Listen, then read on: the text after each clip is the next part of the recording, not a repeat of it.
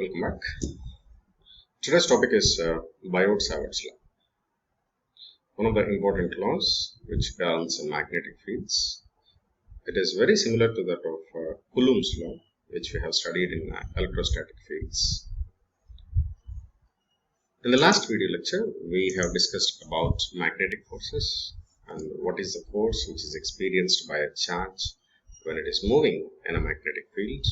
And we have also seen the force on a differential current elements. And in this video lecture, we will see what actually is the statement of Savart's law.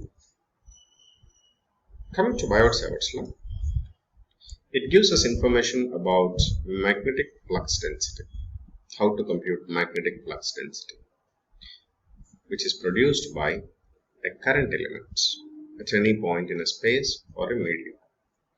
Let us suppose there is a current element which is carrying a current of I, and I am considering a small length of this. Assume that this is a conductor. Okay, I am considering a small length of this one. Let it is dl. So the current which is flowing in this differential element, let us consider as I. So what is the flux which is developed by this current element IDL? That is given by Savart's law. Okay. Now, as we all know that this current which is flowing in this differential current element, it will develop a magnetic field around it. And the amount of magnetic flux density at any point, let us suppose if I consider this point which is at a distance of r from this one. So the magnetic flux density at this particular point P is given by, this is the equation. Okay, if this is the distance r and this is the current element IDL, so and assume that this medium is mu. This medium is having a permeability of mu. So the equation is given by B is equal to mu by 4 pi r square into IDL, this is a vector, into unit vector along the line joining the point and the conductor, current elements. So this is the expression for magnetic flux density due to a small differential elements. If you see in this term, say I am considering this is x, y and z axis. Now this is your current element. The wire may be of any shape, so I am considering a random shape. Now I am considering only this small element and this small element. This is P. See, this distance, shortest distance, is considered as r, and the direction is given by ur. Okay.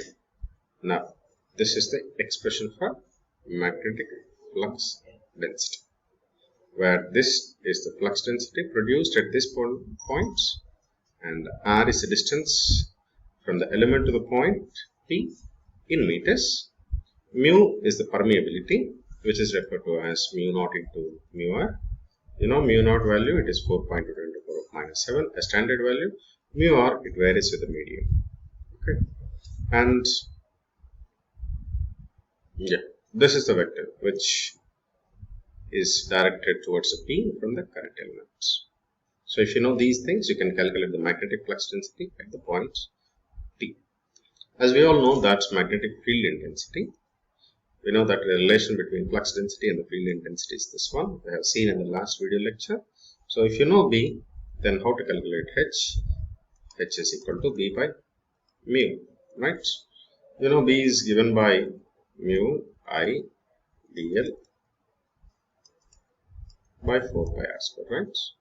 So B by mu means if I remove mu, this is my expression for magnetic field intensity due to the differential elements. Now I have considered only a small element dl, right? Now let us suppose if I want to consider the entire element. So what I should do, this B entire element, flux density due to the entire element, is nothing but for the entire length I have to integrate the dB. So which is nothing but integral of entire length. What is dB? Mu I 4 pi r square dl into ur. This is the expression. Similarly, h also will be written in this fashion. Now, if you want only the magnitudes, if you carefully see, this is my expression, right? If you want only magnitude, what you should do?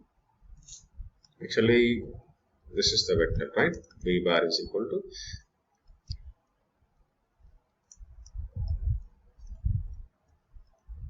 into dl bar cross ur bar, right? If you want only magnitude, what I should do? The magnitude of this component, see, this is cross product, right? So what is the magnitude of this one?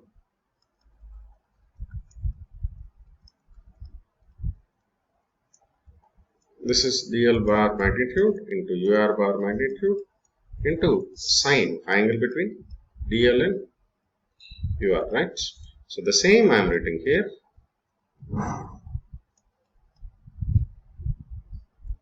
I'll write dl, which is the magnitude of that length. Ur, it's a unit vector, so it won't be having any magnitude.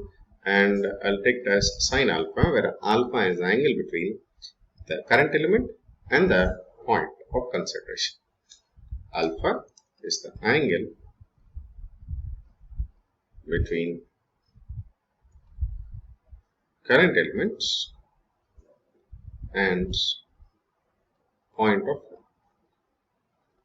Okay, so by this you will calculate the magnitude of P, and if you divide it with h, mu, you will get h value.